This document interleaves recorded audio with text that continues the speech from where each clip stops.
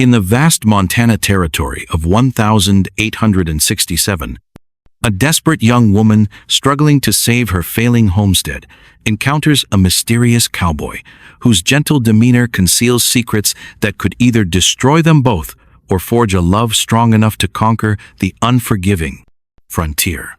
When Helena whispers, "I've never done this," and Jacob's voice softens with the promise to change that, their fates become intertwined in ways neither could have imagined. But will the shadows of his dangerous past allow them to claim the forever they're fighting for? Helena's bare feet hit the cold wooden floor with a sharp slap that echoed through the empty house. Outside, something was wrong with the cattle. Their panicked bellowing cut through the pre-dawn darkness like a knife through silk. She grabbed her father's old rifle from above the door, her hands shaking not from fear, but from the bone-deep exhaustion that had become her constant companion since winter began. The Montana Territory in 1867 was no place for a 19-year-old girl to be running a homestead alone. But Helena Caldwell had learned that life rarely cared what was fair or reasonable. 3 years had passed since her father died from fever, leaving her to care for her 10-year-old brother Marcus and a farm that seemed determined to fail, no matter how hard she worked.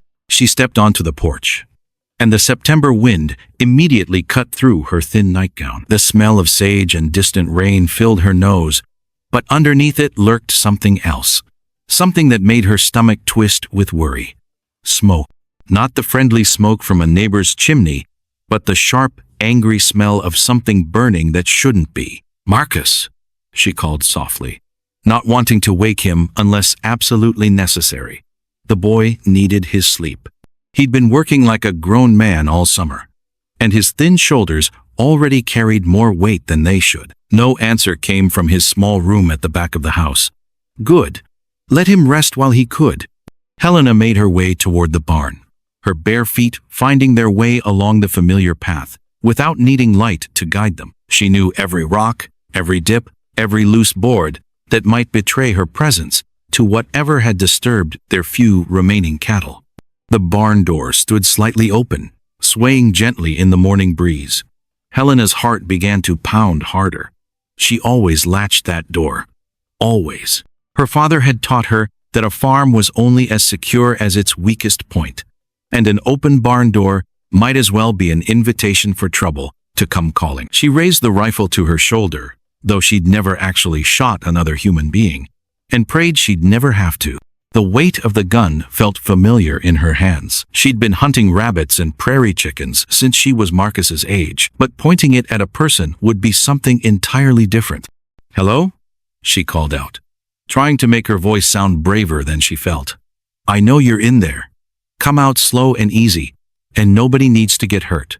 Silence stretched between her words and whatever might be waiting in the darkness beyond the barn door. Helena counted her own heartbeats, 1, 2, 3, 4, before a shadow moved inside the barn. But instead of the rough voice of a cattle thief or the harsh laughter of someone meaning harm, what emerged was something she hadn't expected. A man, certainly, but one who moved with careful respect for her gun and obvious concern for her fear. "Ma'am," he said quietly, his hands raised where she could see them, "I didn't mean to startle you. One of your cows got herself tangled in some wire, and I was trying to free her without causing more damage." Helena kept the rifle trained on him, but something in his voice made her shoulders relax just slightly. He didn't sound like trouble. He sounded like help, though she'd learned to be suspicious of help that arrived unannounced in the middle of the night. "Who are you?" she demanded. "And what are you doing on my land?" The man stepped fully into the pale light that came before sunrise, and Helena got her first good look at him. He was tall and lean, with dark hair that needed cutting and clothes that had seen hard use but were clean and well-mended. His boots were worn but sturdy, and he carried himself like someone who belonged outdoors under the big sky. "Name's Jacob Morrison," he said, keeping his voice low and unthreatening. "I was riding through when I heard your cattle making a fuss. Found your cow caught up in some old barbed wire near the creek. She's free now, but she's got some cuts that need tending." Helena studied his face in the growing light. His eyes were gray like storm clouds, and they met hers directly, without trying to look away or make her uncomfortable. There was something honest about the way he stood there, waiting for her to decide whether he was friend or enemy. "You just happened to be riding through?" she asked, not lowering the gun quite yet. "At this hour of the morning?" Jacob nodded toward the horizon, where the first pink edges of dawn were beginning to show. "I've been traveling for 3 days, looking for work. Figured I'd make camp by your creek and ask permission in the morning. But when I heard the cattle in distress..." He shrugged, as if helping strangers was the most natural thing in the world. Helena had met precious few people who would stop their own journey to help someone else's livestock, especially when that someone was pointing a rifle at them. "What kind of work?" she found herself asking, though she already knew they couldn't afford to hire anyone. Every penny they had was spoken for twice over, and winter was coming, whether they were ready or not. "Ranch work, mostly," Jacob replied. "I can handle cattle, mend fences, fix whatever needs fixing. I'm handy with horses, and I don't mind hard work." Helena felt a familiar ache in her chest, the pain of wanting something she couldn't have. Help. Someone to share the impossible load of keeping the farm running.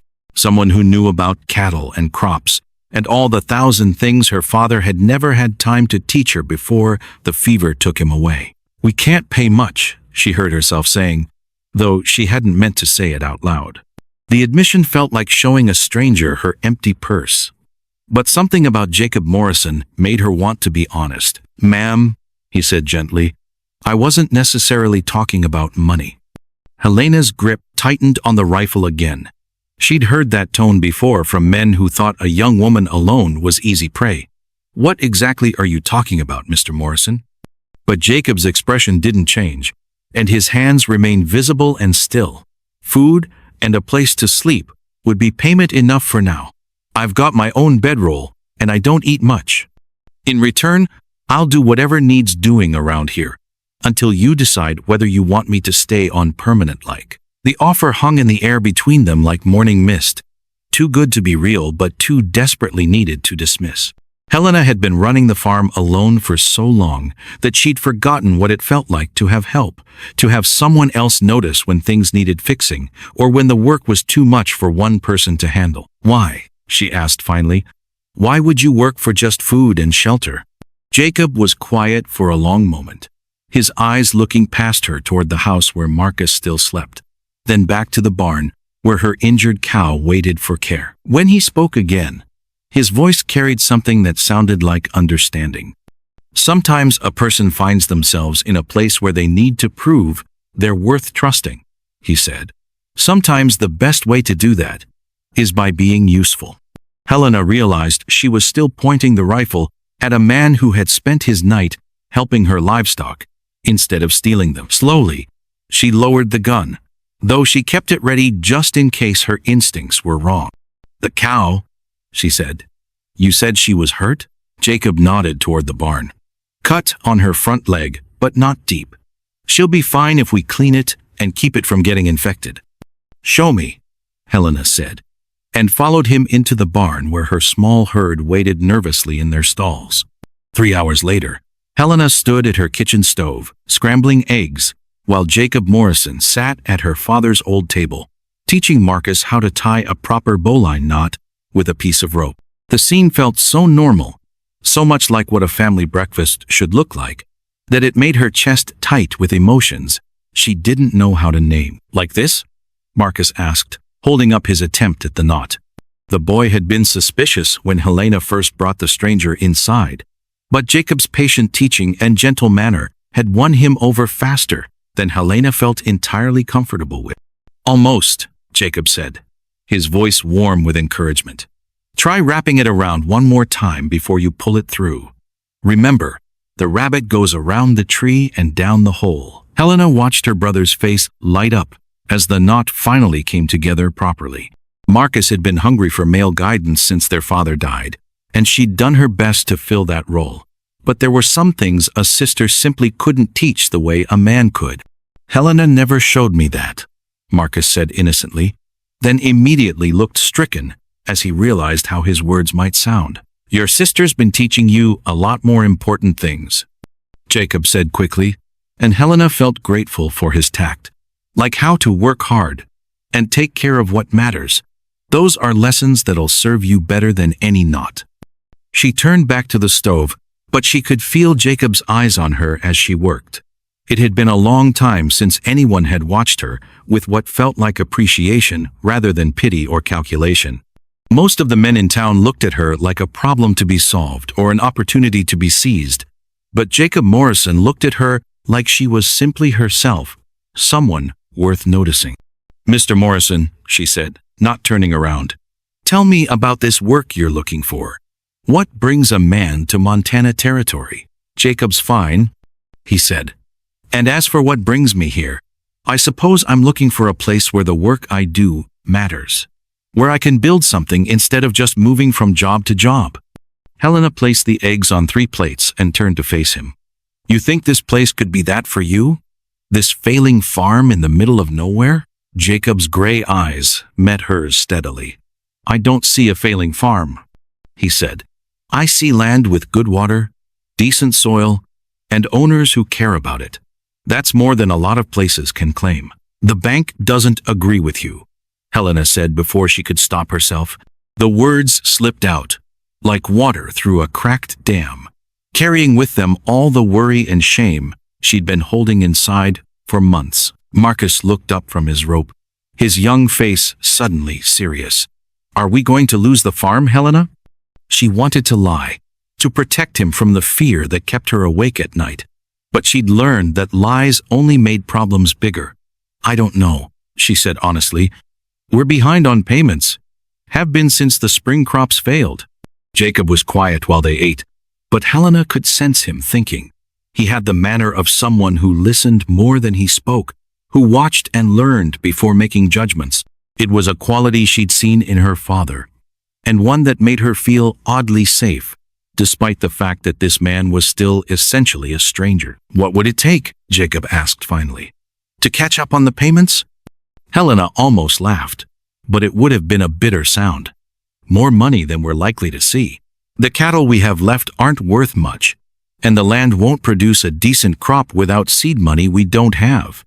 But if you had help, Jacob pressed gently, if you had someone who knew cattle, who could get better prices for what you have, and help you build up the herd again. Mr. Morrison, Jacob, Helena corrected herself.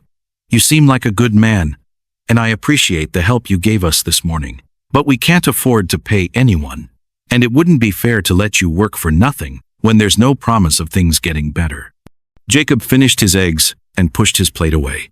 What if I told you I had some money saved? Not a fortune, but enough to help with seed for next year's planting and maybe buy a few more head of cattle? Helena stared at him. Why would you do that? You don't know us. You don't owe us anything. No, Jacob agreed. I don't. But sometimes a man finds a place that feels like it could be home. And sometimes that feeling is worth taking a risk for.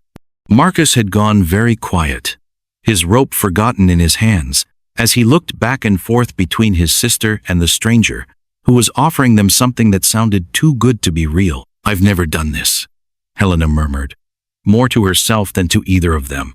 She'd never had to make decisions about accepting help from strangers, never had to weigh the risk of trusting someone against the certainty of losing everything they had left. Jacob's voice softened in a way that made something flutter in Helena's chest.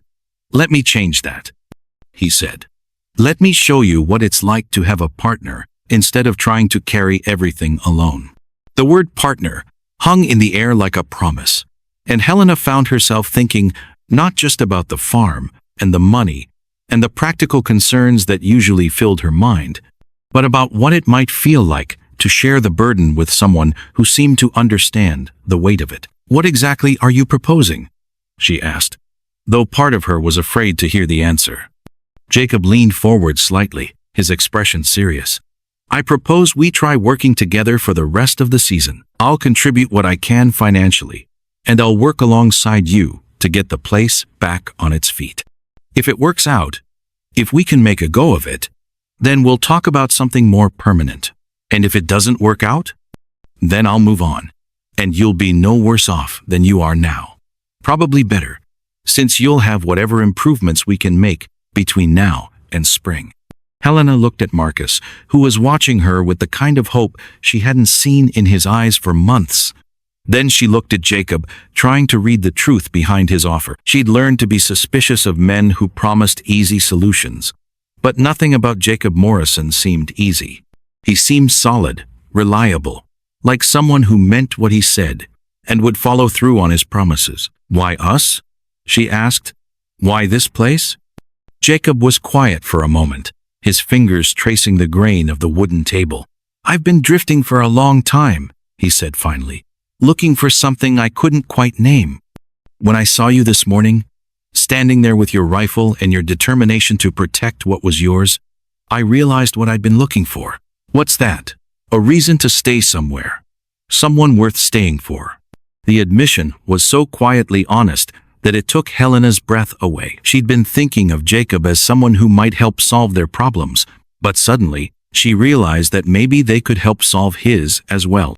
Maybe they needed each other in ways that went beyond money and work and practical arrangements. Helena, Marcus said softly, I think we should say yes. She looked at her little brother, who had grown up too fast and taken on too much responsibility, and saw something in his face that decided her. Hope. Real hope. Not just the desperate kind that came from having no other choices, but the kind that came from believing things might actually get better. All right, she said, the words coming out stronger than she'd expected. We'll try it. But I want everything clear between us from the start. This is still our farm, mine and Marcus's. You'd be our partner, not our rescuer. Jacob's smile was small, but genuine. I wouldn't have it any other way. Outside, the wind picked up, rattling the windows and reminding them all that winter was coming, whether they were ready or not. But for the first time in months, Helena felt like they might actually be prepared to face it. The sound of hammer against nail rang out like gunshots across the prairie as Jacob repaired the barn roof that had been leaking since the spring storms. Helena paused in hanging laundry to watch him work, amazed at how different the farm looked after just 2 weeks of having real help. You're going to fall if you're not careful up there, she called, shading her eyes against the October sun. Jacob's laughter drifted down from the roof. Takes more than a steep pitch to knock me off, but I appreciate the concern. Helena felt heat rise in her cheeks that had nothing to do with the warm weather. She'd been noticing things about Jacob Morrison that had nothing to do with his skill at fixing fences or his way with cattle. The careful way he treated Marcus, like the boy's opinions, mattered. How he always made sure she had the last biscuit at breakfast. The way his eyes crinkled when he smiled, which seemed to happen more often each day. Marcus came running from the direction of the road, his face flushed with excitement and something that looked like worry. Helena! There's a lady coming up the drive, and she's got a fancy buggy! Helena's stomach dropped. Visitors in fancy buggies usually meant one of two things: the bank coming to collect what they were owed, or neighbors coming to offer help that came with strings attached. Neither option filled her with confidence. She could see the dust cloud now, rising from the dirt road that led to their property. As the buggy came closer, Helena recognized the woman driving it, Mrs. Catherine Brennan, wife of the richest rancher in the territory, and someone who had never bothered to visit their humble farm before. Jacob climbed down from the roof with easy grace, hammer still in his hand. Friend of yours? He asked quietly. Not exactly, Helena replied, smoothing her work dress and wishing she'd had time to change into something that didn't have stains from mucking out stalls. Mrs. Brennan pulled her buggy to a stop near the house and climbed down without waiting for assistance. She was a handsome woman in her 40s, dressed in clothes that probably cost more than the Caldwells made in a year. Her smile was polite but distant, the kind wealthy people used when they were being charitable. Miss Caldwell, she said warmly, how lovely to see you looking so well. And this must be your brother Marcus. My, how you've grown. Marcus hung back behind Helena, suddenly shy in the presence of such obvious wealth and refinement. Helena couldn't blame him. She felt the same urge to hide. Mrs. Brennan, Helena replied, trying to match the woman's polite tone. This is unexpected. Won't you come in for some coffee? How kind. But I can't stay long. Mrs. Brennan's eyes shifted to Jacob, taking in his work clothes and the easy way he stood beside Helena. I don't believe we've met. Jacob Morrison, he said, touching the brim of his hat but not moving to shake hands. Something in his manner had changed, become more guarded, and Helena wondered what he sensed that she was missing. Mr. Morrison. Mrs. Brennan's voice carried a note of recognition that made Helena's skin prickle with unease. I've heard that name before. It's common enough, Jacob replied evenly. Mrs. Brennan's smile sharpened slightly. Indeed. Well, Miss Caldwell, I actually came to speak with you about a wonderful opportunity. My husband has been thinking about your situation here, and we'd like to make you an offer. Helena felt Jacob stiffen beside her. What kind of offer? The kind that could solve all your problems, Mrs. Brennan said brightly. Samuel knows how hard it's been for you since your dear father passed. Running a farm is no job for a young woman, especially with winter coming on. We'd like to buy your land for a very generous price, enough to set you and Marcus up comfortably in town. Perhaps even send the boy to a proper school back east. The offer hit Helena like a physical blow.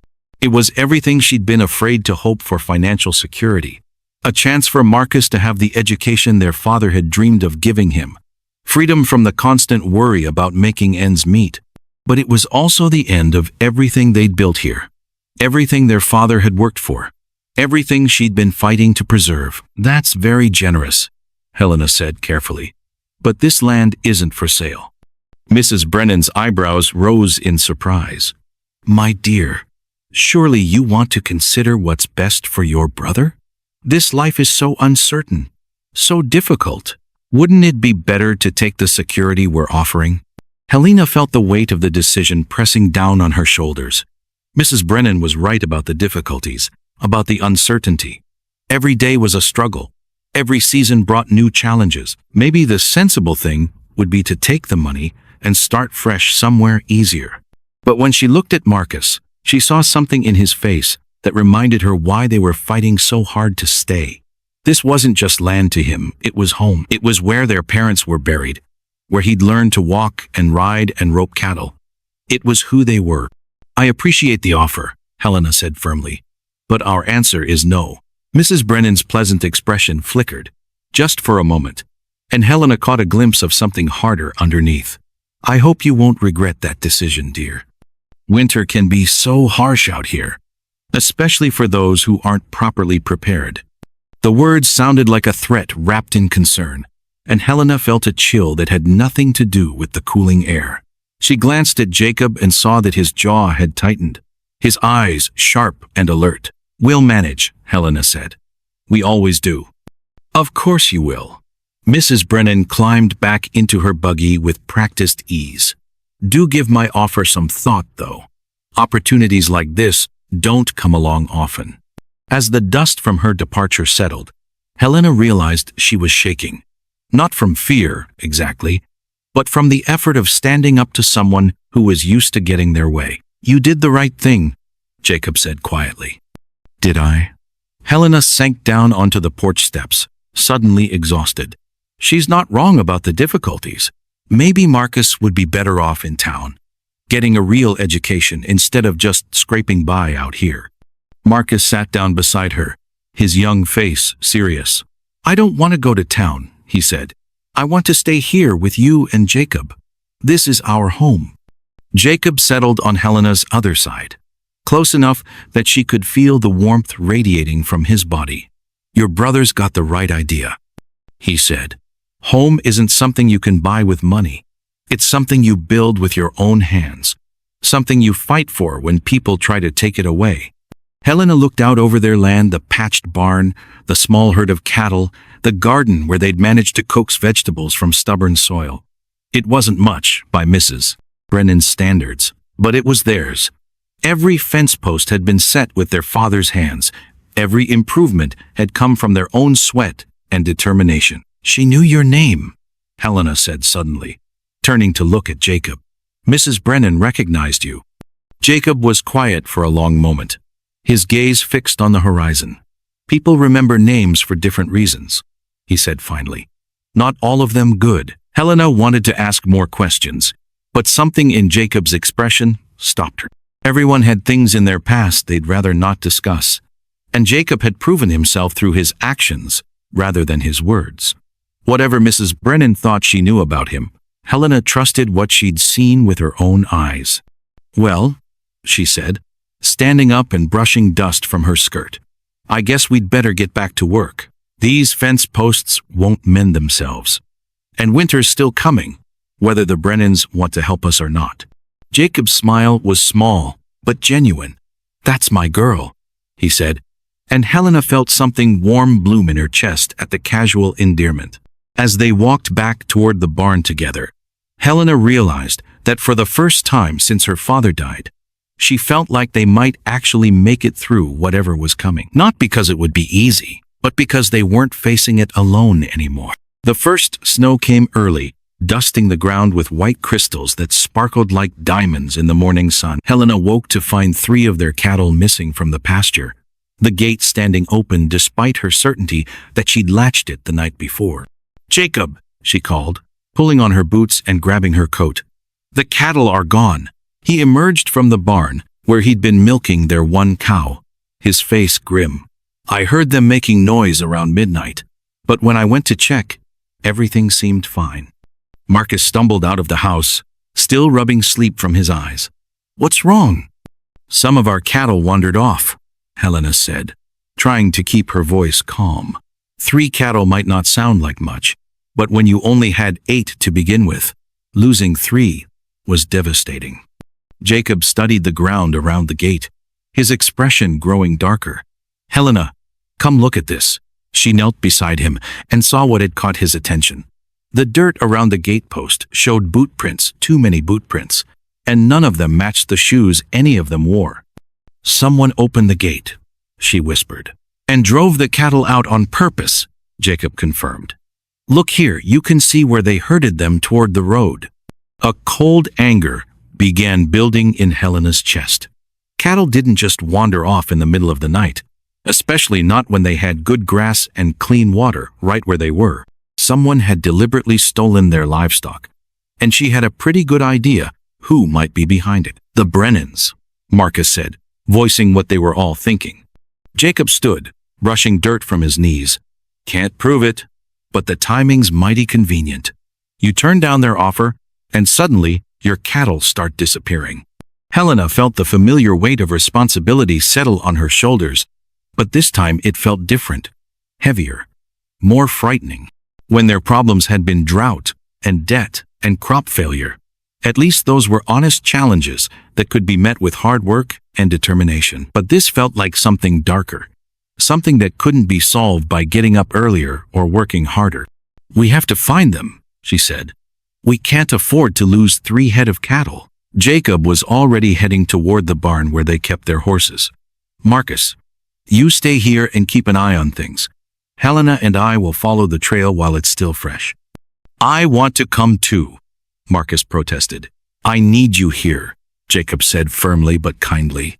"If someone's willing to steal cattle, they might be willing to cause other trouble too. The farm needs protecting." Helena saw her brother stand a little straighter at being given such an important job. Jacob had a way of making Marcus feel useful instead of just young, and she appreciated that more than she could say. They rode out as the sun climbed higher, following the clear trail left by the stolen cattle. The tracks led toward the Brennan ranch, just as Helena had expected, but they veered off before reaching the main buildings and headed toward a box canyon that would be perfect for hiding livestock. "There," Jacob said quietly, pointing toward a narrow opening between 2 rocky hills. "That's where they'll be." Helena could hear the cattle now, their lowing echoing off the canyon walls. Her heart pounded with a mixture of relief at finding them and anger at whoever had taken them in the first place. "How do we get them out without starting a fight?" she asked. Jacob's expression was thoughtful. "Depends on who's watching them. Could be they just turned them loose and figured we'd never find them.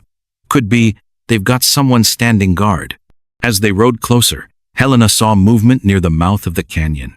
Two men on horseback, both wearing the distinctive leather chaps favored by Brennan's ranch hands. One of them spotted Helena and Jacob approaching and said something to his companion.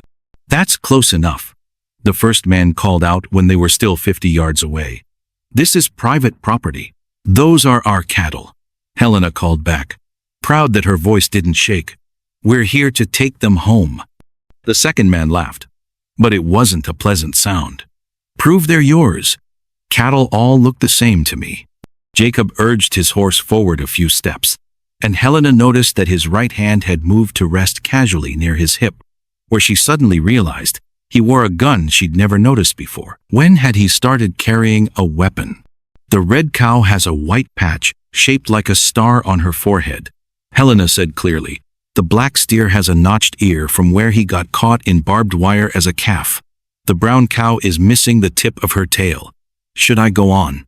The two men exchanged glances, and Helena could see them weighing their options. They'd been caught red-handed with stolen livestock, but they outnumbered Helena and Jacob, and they were on land that technically belonged to their boss. "Tell you what," the first man said with an ugly smile. "You turn around and ride back where you came from, and we'll forget this whole misunderstanding ever happened." "And if we don't?" Jacob asked quietly. The man's hand moved toward his own gun. "Then we might have to discuss the penalties for trespassing on Mr. Brennan's land." Helena felt fear crawl up her spine like ice water. These men weren't just ranch hands following orders, they were dangerous in a way that went beyond simple cattle theft. The look in their eyes said they'd hurt people before and wouldn't hesitate to do it again. But beside her, Jacob seemed utterly calm, as if facing down armed men was something he did every day. When he spoke, his voice carried a quiet authority that made both Brennan's men shift nervously in their saddles. "I know you boys think you're doing your boss a favor," Jacob said conversationally, "but stealing cattle is a hanging offense in Montana territory. Sheriff's real particular about that kind of thing." "Sheriff's a long way from here," the second man said, but he sounded less confident than before. "Not as far as you might think," Jacob replied. "And I'm betting Mr. Brennan doesn't know his men are out here rustling cattle in broad daylight. Man like him, he's got a reputation to protect. Might not appreciate his hired help, making him look like a common thief." Helena watched the two men consider this. She could see them realizing that Jacob was right. Whatever Samuel Brennan's intentions might be, having his men caught stealing cattle would cause the kind of scandal that could ruin a man standing in the territory. "Tell you what," the first man said finally, "we'll let you take your cattle and call it even. But next time you come on Brennan land, you might not be so lucky." Helena wanted to point out that this wasn't Brennan land. It was open range that belonged to whoever was using it. But Jacob caught her eye and shook his head slightly. Sometimes winning meant knowing when not to push your luck. "Fair enough," Jacob said. "We'll just collect our livestock and be on our way." As they herded the cattle back toward home, Helena found herself looking at Jacob with new eyes. He'd handled that confrontation like someone who'd faced down dangerous men before. Someone who understood the language of violence, even if he chose not to speak it. "Jacob," she said as their farm came back into view, "who are you really?" He was quiet for so long that she thought he might not answer. When he finally spoke, his voice was heavy with something that might have been regret. "I'm someone who's trying to be better than he used to be," he said. "Someone who's hoping his past doesn't catch up with his future." Helena wanted to ask more questions, but the look on Jacob's face told her that some stories couldn't be rushed. Whatever secrets he carried, he'd tell her when he was ready, if he ever was. For now, it was enough that he'd stood beside her when trouble came calling. It was enough that he'd helped her bring their cattle home safe. But as they settled the livestock back in their pasture and checked the gate latch twice, Helena couldn't shake the feeling that this was only the beginning. The Brennans had shown their hand today, and it wasn't the hand of people who gave up easily. Fire ate through the darkness like a hungry beast, turning Helena's hay barn into a tower of orange flame that lit up the November night for miles around. She ran toward the blaze with buckets of water that seemed pathetically small against the roaring monster that was devouring months of hard work in minutes. "Stay back!" Jacob shouted over the crackling flames, grabbing her arm as she tried to get closer. "It's too late to save the barn. We need to protect the house and the other buildings." Helena's heart broke as she watched their winter feed supply disappear into smoke and ash. Without that hay, their cattle wouldn't survive the cold months ahead. Without the cattle, they had no hope of making it through to spring. Marcus appeared at her side, his young face streaked with soot and tears. "Helena, I'm sorry. I should have seen them coming." "Seen who coming?" Jacob demanded, his voice sharp with urgency. "3 men on horses," Marcus said, his words tumbling over each other in his haste. "I was in the house reading when I smelled smoke, but by the time I got outside, they were already riding away fast." Helena felt rage burn hotter than the flames consuming their barn. This wasn't an accident or a stroke of bad luck. This was deliberate destruction, meant to drive them off their land once and for all. The sound of approaching hoofbeats made them all turn toward the road, and Helena's hand moved instinctively toward the rifle she'd propped against the fence post. But instead of more trouble, what emerged from the darkness was Emily Patterson and her father, followed by 2 other neighboring families, all carrying buckets and blankets to help fight the fire. "We saw the glow from our place," Emily's father called out as he dismounted. "Figured you could use some help." For the next 2 hours, they formed a bucket line from the well to the burning barn, not to save the structure that was clearly beyond saving, but to keep the flames from spreading to the house, the main barn where their animals sheltered, and the other outbuildings that meant the difference between survival and destruction. Emily worked beside Helena, her face grim with determination. "This wasn't an accident," she said quietly during a brief pause in the bucket passing. "No," Helena agreed, grateful that someone else could see the truth. "It wasn't." "My father thinks Samuel Brennan's getting desperate," Emily continued. "Word around town is that he owes money to some dangerous people back east. Needs more land to put up as collateral for his debts." Helena absorbed this information with growing unease. A desperate man was far more dangerous than a merely greedy one. And if Brennan was facing pressure from creditors, he might be willing to take greater risks to get what he wanted. By the time they got the fire under control, the barn was nothing but a pile of smoking timber and twisted metal. Helena stood looking at the destruction, trying to calculate what they'd lost and what it would take to replace it. The numbers in her head were not encouraging. "Helena," Jacob said quietly, appearing at her elbow, "we need to talk, privately." She followed him away from the crowd of helpful neighbors, her stomach knotting with dread. Jacob's expression was grimmer than she'd ever seen it, and she braced herself for whatever he was about to tell her. "This can't continue," he said without preamble. "Brennan's escalating, and next time someone might get hurt. Next time it might not be just a barn, it might be the house, with you and Marcus sleeping inside." Helena wrapped her arms around herself, suddenly cold, despite the heat still radiating from the smoldering ruins. "What are you saying?" "I'm saying that maybe it's time to consider Mrs. Brennan's offer. Take the money, get you and Marcus somewhere safe. Start over where no one's trying to burn you out." The suggestion hit Helena like a physical blow. "You want us to give up? Just let them win?" "I want you to live," Jacob said fiercely. "I want Marcus to grow up without wondering if he's going to wake up to find his home on fire. I want you to have a chance at a normal life, instead of constantly fighting just to survive." Helena stared at him, seeing something in his face that she'd never seen before: fear. Not for himself, but for her and Marcus. Real, bone-deep terror at the thought of what Brennan might do next. "There's something else," Jacob continued, his voice heavy with reluctance. "Something I should have told you before now." Helena's blood seemed to turn to ice water in her veins. "What?" Jacob looked away, unable to meet her eyes. "My name is Jacob Morrison. That part's true.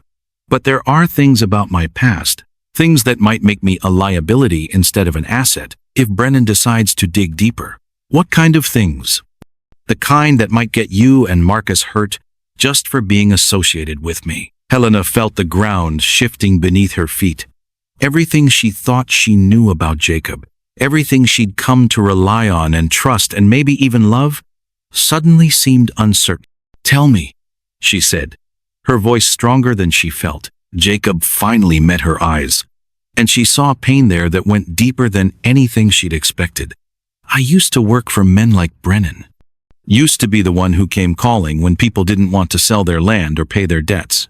I was good at it, Helena. Too good." The admission hung between them like smoke from the destroyed barn, poisoning the air with possibilities Helena didn't want to consider. "Are you telling me that you're one of them?" she asked quietly. "That everything you've done here, everything you've said, has been some kind of trick?" "No." Jacob's response was immediate and fierce. "Everything between us has been real. Every day I've worked here, every word I've spoken to you and Marcus, all of it has been the most honest I've been in years." Helena studied his face in the flickering light from the dying fire, looking for signs of deception and finding none. But trust, once shaken, was not easily restored. "If you used to work for men like Brennan," she said slowly, "then you know what he's capable of. You know how far he'll go to get what he wants." Jacob nodded grimly. "That's exactly why I'm scared. Men like Brennan don't stop at burning barns. They escalate until they get compliance, or until someone stops them permanently. And which are you planning to do?" The question came out harder than Helena had intended, but she needed to know. Was Jacob Morrison the gentle man who'd taught her brother to tie knots and fix their roof with patient care? Or was he the dangerous person he claimed to have been? The one who might solve their problems with violence? "I'm planning to keep you safe," Jacob said. "Whatever that takes." Helena heard the promise in his words, but also the threat. The idea that Jacob might hurt people to protect her should have been frightening, but instead she felt a surge of something that might have been relief. For so long, she'd been the only one standing between her family and the dangers of the world. The thought of having someone else willing to share that burden was almost overwhelming. "Helena," Emily called from near the house. "My father wants to know if you're all right. He's talking about staying the night, keeping watch in case they come back." Helena looked toward the group of neighbors who had dropped everything to help fight the fire. People who barely knew her but had come running when they saw trouble on the horizon. Then she looked at Jacob, whose past might be dark, but whose actions spoke of a man trying to build something better. "We'll be fine," she called back to Emily. "But tell your father I appreciate the offer." As the neighbors began to pack up their buckets and head home to their own families, Helena made a decision that surprised her with its certainty. "I'm not running," she told Jacob. "This is our home, and I won't let Brennan take it from us with fear and fire." Jacob's expression was a mixture of admiration and frustration. "Even if it means putting yourself and Marcus in danger?" "Especially then," Helena said firmly. "Because if we run now, what's to stop the next Samuel Brennan from driving us off the next place we try to call home? At some point, you have to stand and fight for what matters to you." Jacob was quiet for a long moment, watching the last of the smoke rise from the ruins of their barn. When he spoke again, his voice carried a resolution that made Helena's heart race. "All right then," he said. "If you're determined to stay and fight, then we'd better make sure we win." Dawn broke gray and cold over the blackened remains of the hay barn, but Helena felt something different stirring in her chest as she stood looking at the destruction. Not despair, as she might have expected, but a fierce determination that surprised her with its strength. "Jacob," she said, turning to find him already up and dressed, standing watch with his rifle across his knees. "How do we fight back against someone like Brennan, without becoming like him?" Jacob looked up from cleaning his gun, his gray eyes thoughtful. "By being smarter instead of meaner. By using our heads instead of just our fists." Marcus emerged from the house carrying 3 cups of coffee, moving with a newfound maturity that Helena found both pride-inducing and heartbreaking. Her little brother was growing up faster than any child should have to, but he was growing up strong. "I've been thinking," Marcus said, settling beside them on the porch steps, "about what those men said yesterday when we found our cattle. They acted like they were surprised to see us, like they expected us to just give up and go away. Helena took a sip of the strong coffee, grateful for its warmth against the morning chill. What are you getting at? Maybe that's their weakness. Marcus continued, his voice gaining confidence. They expect people to be scared and helpless. They don't know what to do when someone fights back smart, instead of just fighting back angry. Jacob nodded approvingly. The boy's got a point. Brennan's used to dealing with people who either cave in immediately or come at him head on. He might not be prepared for someone who thinks before they act. Helena felt a surge of hope that had nothing to do with wishful thinking and everything to do with real possibility. So what do we do? How do we be smart about this? First, Jacob said, we need to know exactly what we're dealing with. How much does Brennan owe, and to whom? What's his timeline for paying it back? What other properties is he targeting? Emily might know some of that, Helena said thoughtfully. Her father hears all the town gossip, and Emily's got a sharp ear for the important details. As if summoned by their conversation, the sound of an approaching wagon made them all look toward the road. But instead of Emily, what they saw made Helena's heart sink. Sheriff Tom Hawkins, riding alongside a man in an expensive suit who could only be a territorial judge. This can't be good, Marcus muttered, voicing what they were all thinking. Sheriff Hawkins dismounted with the slow, careful movements of a man who'd rather be anywhere else. Helena had known Tom since she was Marcus's age. He'd been a friend of her father's. But the expression on his weathered face suggested this wasn't a social call. Miss Helena, he said, touching his hat brim politely. This here's Judge Morrison from the territorial court. He's got some questions about last night's fire. Helena felt Jacob go very still beside her. Morrison? Jacob said quietly. The judge turned sharp eyes toward Jacob, and Helena saw recognition flicker between the two men. Hello, Jake, the judge said with a mixture of warmth and concern. Been wondering where you'd gotten to. Uncle Robert, Jacob replied, and Helena felt the world tilt sideways around her. I didn't expect to see you here. Uncle? Helena repeated weakly. Judge Morrison smiled, and suddenly Helena could see the family resemblance in the shape of their eyes and the stubborn set of their jaws. Jacob's my sister's boy, though he's been making his own way in the world for some years now. Sheriff Hawkins looked back and forth between Jacob and the judge, clearly confused. You two know each other? You could say that, Judge Morrison replied dryly. Though I must admit, I'm curious about what brings my nephew to Montana territory, and why he's apparently involved in a situation that has Samuel Brennan filing complaints about cattle theft and property damage. Helena's mind raced as she tried to process this unexpected revelation. Jacob's uncle was a territorial judge? Did that mean Jacob had connections to the law that he'd never mentioned? Or did it mean something darker about his past? Your Honor, Helena said carefully, I'm not sure what Mr. Brennan has told you, but our barn was deliberately set on fire last night. Our cattle were stolen just last week. If anyone's filing complaints, it should be us. Judge Morrison's expression grew serious. That's quite an accusation, young lady. Do you have proof of these claims? We have witnesses who saw 3 riders leaving our property right after the fire started, Helena replied. And Sheriff Hawkins can verify that we recovered our stolen cattle from Brennan's land. Sheriff Hawkins shifted uncomfortably. Well now, it's true that we found your cattle on what Brennan claims is his grazing land, but that doesn't necessarily mean they were stolen. Tom, Judge Morrison said quietly, but with unmistakable authority, I think you'd better tell me exactly what's been going on here. All of it. As the sheriff reluctantly recounted the events of the past few weeks, Helena watched Jacob's face.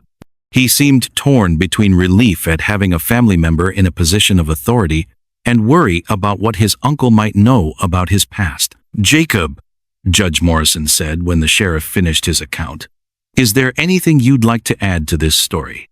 Jacob looked at Helena, and she saw him making some kind of decision. Uncle Robert, I need to talk to you privately. There are things about my past that might affect how you handle this situation. I assumed as much, the judge replied. Sheriff Hawkins, would you mind giving us a few minutes? As the sheriff walked back toward his horse, Judge Morrison turned to Helena. "Miss Caldwell, I want you to know that regardless of what my nephew may have done in the past, his character today will be judged by his actions today. From what I can see, he's been working hard to help you and your brother keep your farm running." Helena felt a wave of gratitude so strong it almost brought tears to her eyes. "He saved us, Your Honor. Not just from Brennan, but from giving up on ourselves." "That sounds like the nephew I remember," Judge Morrison said with a small smile. "The one who always stood up for the underdog, even when it got him in trouble." Jacob and his uncle walked a short distance away, speaking in low voices that Helena couldn't quite hear. She watched Jacob's shoulders straighten as the conversation continued, saw some of the tension leave his face. When they returned, Judge Morrison's expression was thoughtful but determined. "Miss Caldwell, I'm going to be conducting a formal investigation into your allegations against Samuel Brennan. In the meantime, I'm posting a court order that prohibits any interference with your property or livestock." Helena felt hope bloom in her chest, like spring flowers after a hard winter. "Does that mean?" "It means," Judge Morrison said firmly, "that if anyone else sets foot on your land uninvited, or if any more of your property mysteriously catches fire or goes missing, they'll be answering to territorial law. And territorial law takes a very dim view of intimidation and property destruction." As the judge and sheriff rode away, Helena turned to Jacob with questions burning on her tongue. But before she could ask any of them, Jacob pulled her into his arms and kissed her with a desperate intensity that drove every coherent thought from her mind. When they finally broke apart, both breathing hard, Jacob rested his forehead against hers. "I was so afraid you'd think differently of me when you learned about my past," he whispered. "So afraid that you'd see me as just another dangerous man who might hurt you." Helena reached up to touch his face, feeling the rough scrape of morning stubble beneath her fingers. "I see you as the man who's worked beside me every day for months. The man who taught my brother to rope cattle, and fixed our roof, and held me when I cried over our failures. Even knowing that I've done things I'm not proud of, especially knowing that," Helena said firmly, "because it means you chose to be better. It means you chose us over whoever you used to be." Marcus cleared his throat loudly from the porch steps. "Are you two going to stand there kissing all day? Or are we going to figure out how to rebuild that barn before winter really sets in?" Helena laughed, feeling lighter than she had in months. For the first time since her father died, the future seemed bright with possibility, instead of dark with worry. "Come on," she said, taking Jacob's hand and Marcus's as well. "Let's go figure out how to build something even better than what we lost." Snow fell like tiny white feathers from a sky, the color of old silver, covering the charred remains of the hay barn and turning their farm into a winter wonderland that would have been beautiful if it weren't so dangerous. Helena stood at the kitchen window watching Jacob and Marcus work together to reinforce the cattle shelter, their breath coming out in white puffs that disappeared into the cold air. "They'll freeze without proper feed," she murmured to herself, pressing her forehead against the cold glass. The destroyed hay barn had contained their entire winter supply, and replacing it would cost money they simply didn't have. A knock at the front door made her jump. Visitors were rare enough in good weather, but in a snowstorm, they were almost unheard of. Helena picked up the rifle that had become as much a part of her daily routine as making coffee, and approached the door cautiously. "Who's there?" "Emily Patterson," came the muffled reply. "And I've got news you're going to want to hear." Helena opened the door to find Emily standing on the porch, snow dusting her dark hair and excitement bright in her eyes despite the cold. Behind her stood a man Helena didn't recognize, tall and lean with kind eyes and clothes that marked him as someone from town rather than a rancher. "Emily, what are you doing out in this weather?" Helena asked, ushering them both inside where the warmth from the kitchen stove could chase away the chill. "Helena, this is Mr. David Chen," Emily said, practically vibrating with barely contained news. "He's a newspaper reporter from Denver, and he's been investigating Samuel Brennan for weeks." Helena felt her heartbeat quicken. Investigating him for what? Mr. Chen removed his hat and smiled politely. Miss Caldwell, I've been looking into reports of intimidation and property destruction in this territory. Your situation with Mr. Brennan is not unique, I'm afraid. He's been pressuring at least 6 other families to sell their land, using methods that go well beyond legal business practices. What kind of methods? Helena asked, though she suspected she already knew. Mysterious fires, stolen livestock, damaged equipment. Mr. Chen said, pulling out a small notebook. Always just enough to cause financial hardship, never quite enough to warrant federal investigation. Until now. Emily leaned forward eagerly. Tell her about the other thing, Mr. Chen. About the debts. Mr. Chen's expression grew serious. Miss Caldwell, Samuel Brennan owes a significant sum of money to some very unsavory individuals back in Chicago. His ranch is already mortgaged to its full value, which means he needs additional land as collateral to avoid some very unpleasant consequences. Helena sank into a chair trying to process this information. How much money are we talking about? Enough that if he doesn't acquire more assets soon, he'll likely lose everything he has, Mr. Chen replied, which makes him increasingly desperate and therefore increasingly dangerous. The sound of stomping boots on the porch announced Jacob and Marcus's return from their work outside. They entered the kitchen, bringing cold air and the smell of snow. Their faces red from the wind, but their expressions cheerful until they saw the visitors. Helena, Jacob said, immediately alert to the tension in the room. Everything all right? Helena quickly introduced Mr. Chen and explained what he'd told her. She watched Jacob's face grow thoughtful as he absorbed the information, his mind clearly working through the implications. Mr. Chen, Jacob said finally, what exactly are you planning to do with this information?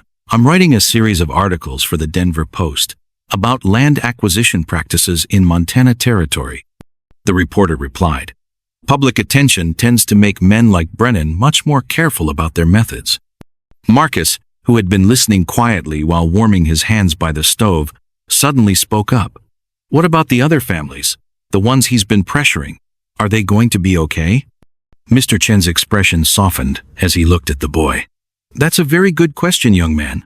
Some of them have already sold and moved away. Others are still fighting, but they're running out of resources and hope.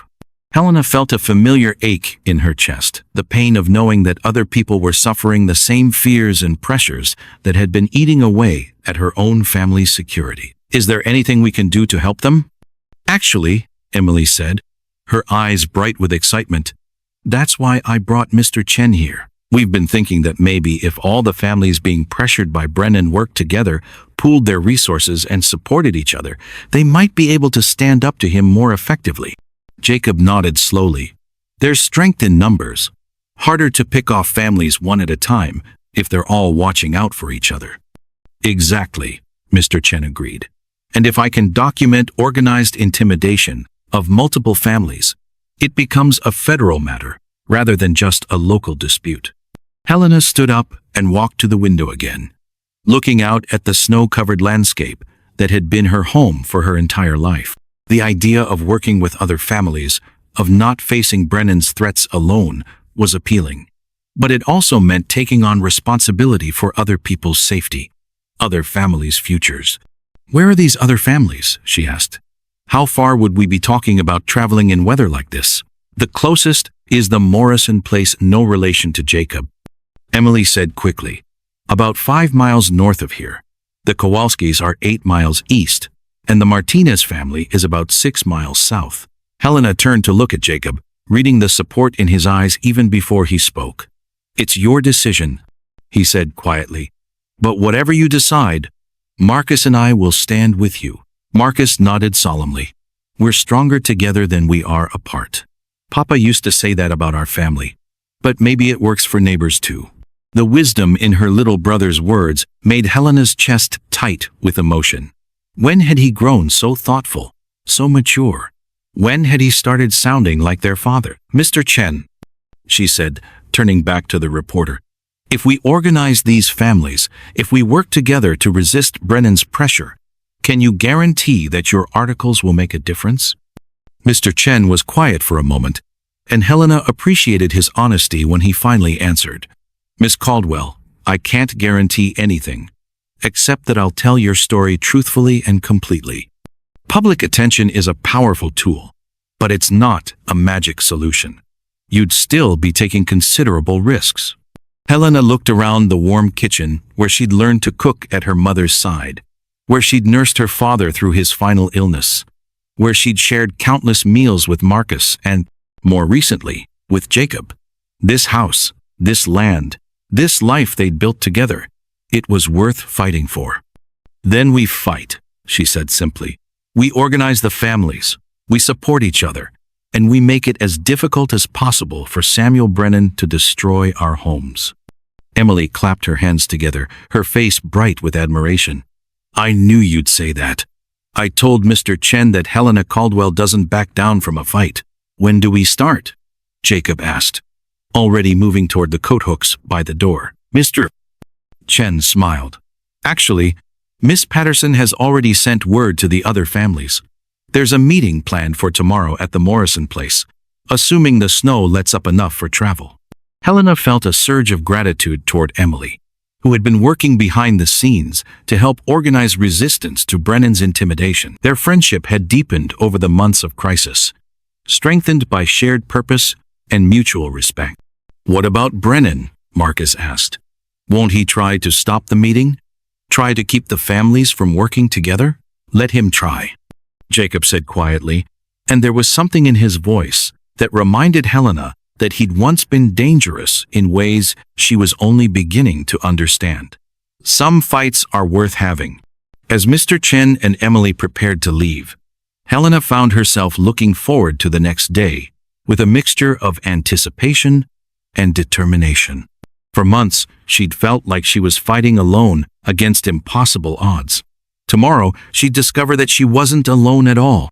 Spring arrived early in 1868, painting the Montana Territory in shades of green that seemed impossibly vivid after the long, hard winter. Helena stood in the doorway of their new barn, built with lumber purchased using money from the sale of their combined cattle, herds, and reinforced with the help of 5 neighboring families, and marveled at how different everything looked in the morning sun. Hard to believe it's the same place, Jacob said, coming up behind her and slipping his arms around her waist. The casual intimacy of the gesture still made her heart flutter, even after months of stolen kisses and whispered conversations about their future together. It's better than the same place, Helena replied, leaning back against his chest. It's what this place was meant to become. The sound of approaching riders made them both turn toward the road. But these days, visitors brought excitement rather than dread. Judge Morrison appeared around the bend, followed by Mr. Chen and Sheriff Hawkins, all wearing expressions that suggested good news. Uncle Robert, Jacob called out as the men dismounted. You look like a man with something to celebrate. Judge Morrison's smile was broad and genuine. Indeed I am, nephew. Mr. Chen here has some news that I think will interest you all greatly. Mr. Chen pulled out his familiar notebook, but this time his expression was triumphant rather than merely determined. Samuel Brennan has been arrested by federal marshals on charges of mail fraud, intimidation, and conspiracy to commit arson. The articles in the Denver Post attracted the attention of territorial authorities who conducted their own investigation. Helena felt her knees go weak with relief. Arrested? You mean it's over? The immediate threat is over, Judge Morrison confirmed.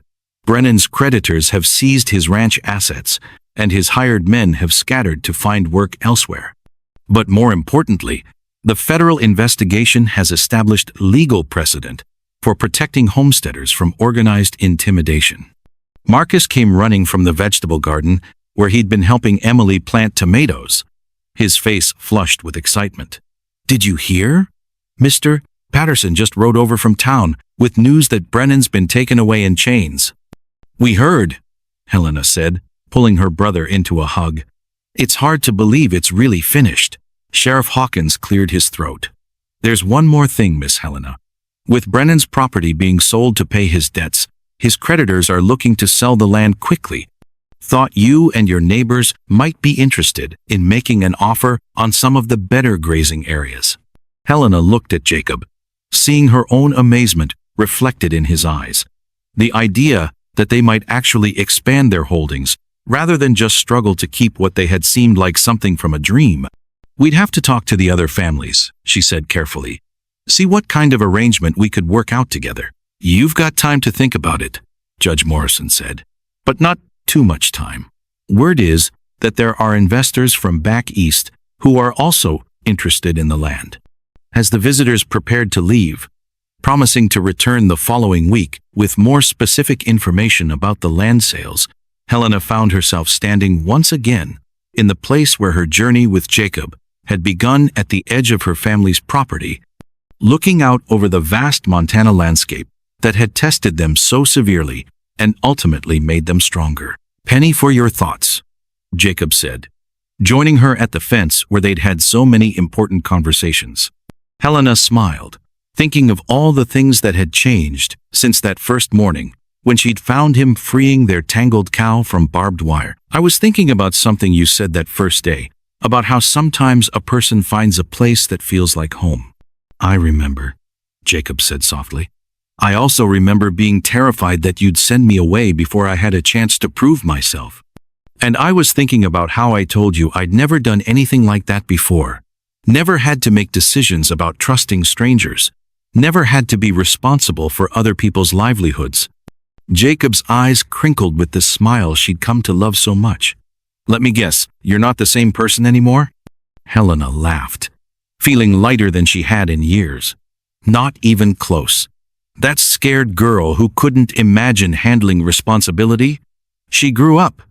She learned that worth isn't something other people give you. It's something you claim for yourself by the choices you make and the people you choose to love." Jacob pulled a small wooden box from his pocket, the same one she'd seen him carving during quiet evenings when they sat together on the porch planning their future. "Speaking of choices," he said, his voice suddenly nervous in a way that made her heart race. Inside the box lay a simple gold ring, worn smooth by time and love. "It was my mother's," Jacob said quietly. "The only thing I kept from my old life, because I always hoped that someday I'd find someone worth giving it to." Helena's hand went to the silver locket that had been her mother's, feeling the continuity of love that connected past and future, mothers and daughters, dreams and reality. "Jacob Morrison," she said, her voice steady despite the tears gathering in her eyes.